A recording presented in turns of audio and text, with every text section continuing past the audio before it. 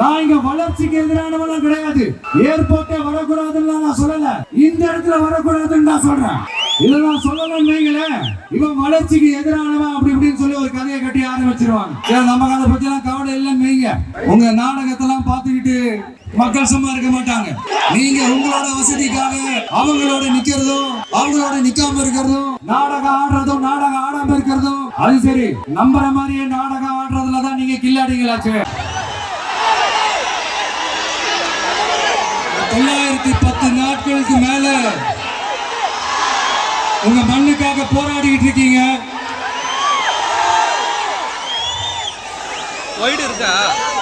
உங்க போராட்டத்தை பத்தி ராகுல் ஒரு பையன், சின்ன பையன் பேசுறதை நான் கேட்டேன்.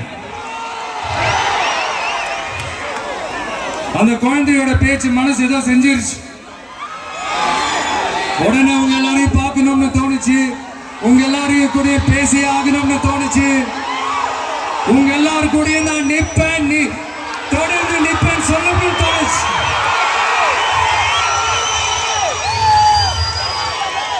ஒவ்வொரு வீட்டுக்கும் ரொம்ப முக்கியமானவங்க அந்த வீட்டில் இருக்கிற பெரியவங்க தான்.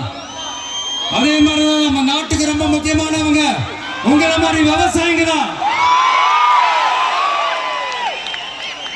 அதனால உங்களை மாதிரி விவசாயிகளோட காலடி மண்ணை தொட்டு கும்பிட்டுதான்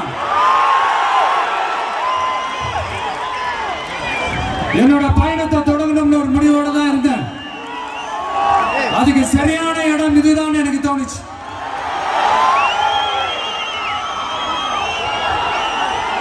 என்ன, உங்க வீட்டில் இருக்கிற ஒரு மகனா என்னோட கள அரசியல் பயணம்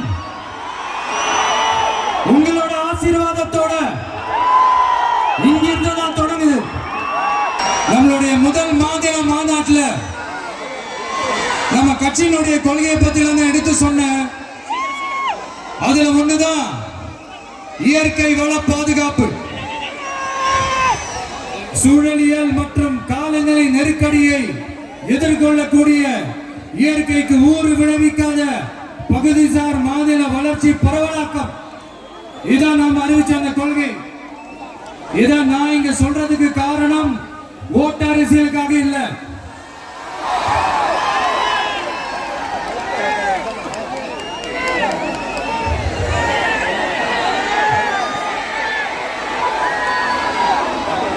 இன்னொரு தீர்மானம் அது மாநில மாநாட்டில் நான் சொன்னேன்.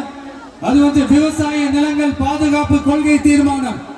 அதுல காஞ்சிபுரம் மாவட்டம் பரந்தூரில் 1000க்கும் மேற்பட்ட ஏக்கர் பரப்பளவில் 13 நீர்நிலைகளை அழிச்சு சென்னையை நிரந்தரமாக வெள்ளக்காடாக்கும் இத்திட்டத்தை ஒன்றிய மாநில அரசுகள் கைவிட வேண்டும் என்று வலியுறுத்தின. அது மட்டுமில்லாம இந்த மண்ணுக்காகவும் மக்களுக்காகவும்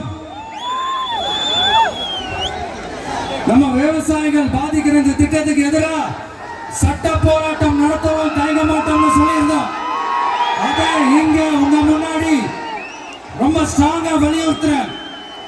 இந்த பிரச்சனையில நான் உங்களோட உறுதியா நிற்பேன்.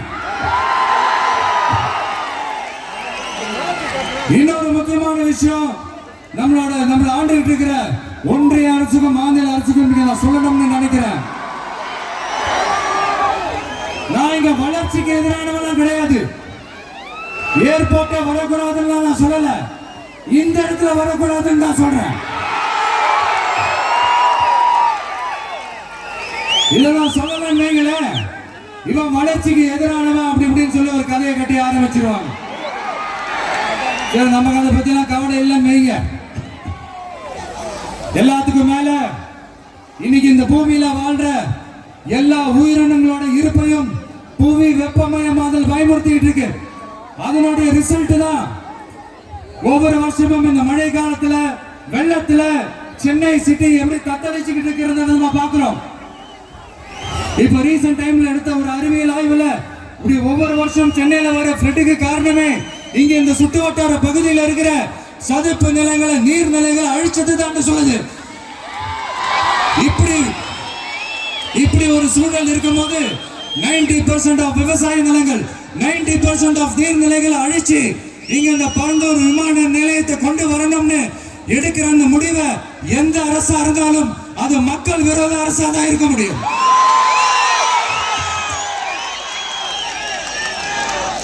இப்ப சமீபத்தில் நம்ம அரிட்டாப்பட்டி பகுதியில் அந்த டங்ஸ்டன் சுரங்கம் அமைக்கிறதை எதிர்த்து தமிழ்நாடு அரசு ஒரு தீர்மானம் ஒன்று கொண்டு வந்தாங்க. அதை நான் மனப்பூர்வமாக வரவேற்கிறேன். ஆனா அதே நிலைப்பாட்டை தானே இங்க நம்ம பரந்தூர் பிரச்சனையில எடுக்கணும்.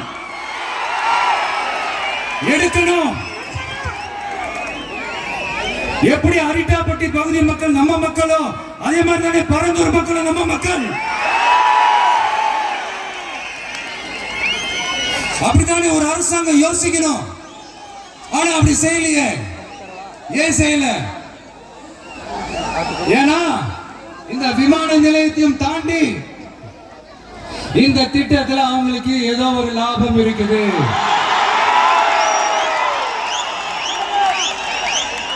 அதை நம்ம மக்கள் தெளிவா புரிஞ்சு வச்சிருக்கிறாங்க. நம்மளுடைய ஆட்சியாளர்களுக்கு ஒரு சில கேள்விகள். நீங்க எதிர்கட்சியா இருக்கும் போது 8 வழிச்சாலையை எதிர்த்தீங்க, அந்த காட்டுப்பள்ளி துறைமுகத்தை எடுத்தீங்க. அதே தானே இங்கேயும் அதே நிலைப்பாடு தானே இங்கே எடுக்கணும்.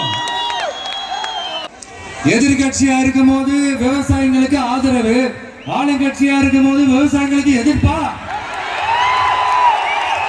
எனக்கு புரியலையே.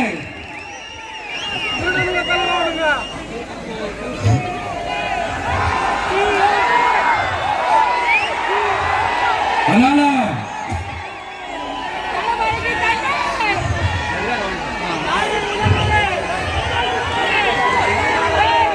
இனிமேலும் சொல்றேன்,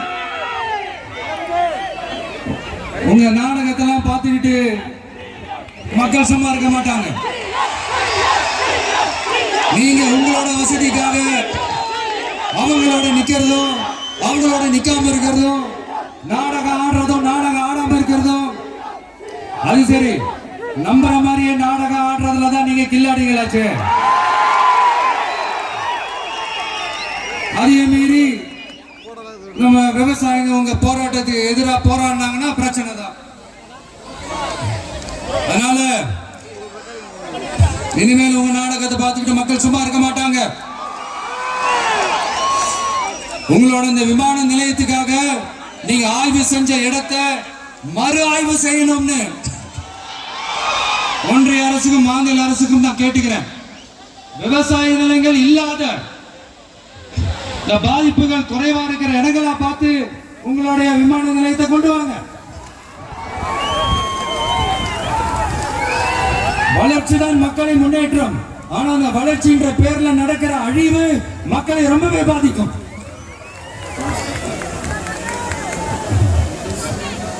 நீங்க எல்லாரும் உங்களுடைய ஊர் கிராம தேவதைகளான கொல்லமட்டால் அம்மன் மேலையும் எல்லை அம்மன் மேலையும் ரொம்பவே நம்பிக்கை வச்சிருக்கீங்கன்றது எனக்கு தெரிஞ்சது. அந்த நம்பிக்கையை இழந்துடாதீங்க. உங்களுக்காகவும் உங்க ஊருக்காகவும் இனி உங்க வீட்டு பிள்ளையான நானும் தமிழக வெற்றி கழகத்தோட தோழர்களும்